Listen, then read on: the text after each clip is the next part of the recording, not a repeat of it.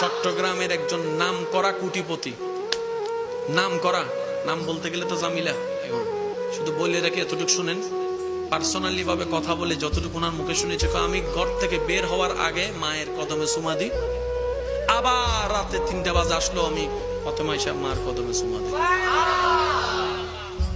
আমি আজকে এতটুকু শুধু আমার মা দোয়া, উনি নিজে বলছেন, আমি এখনো পর্যন্ত আমার রাত্রেবেলা এসে আমার মায়ের রুমে বসে তারপর আমি মার চেহারার দিকে তাকায় তাকায় আমি ভাত খাই। ওই যে দোয়া, বড় জিনিস। দোয়া কি জানেন? একটা বিশাল পাথর আপনার ভাঙতে লাগবে 10 বছর রাস্তা করতে। দোয়া এমন একটা নিয়ামত, ওই 10 বছরের কাছে আল্লাহ আপনাকে 1 বছর আগাই দিবে। সেজন্য দোয়ার দরকার আছে না নাই?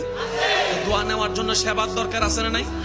আমরা যারা মা বাবা আছি, আল্লাহ আমাদের মা বাবার সেবা করার তৌফিক দান করুন। যাদের মা বাবা কবরে শুয়ে আছেন, আল্লাহ তাদের মা বাবাকে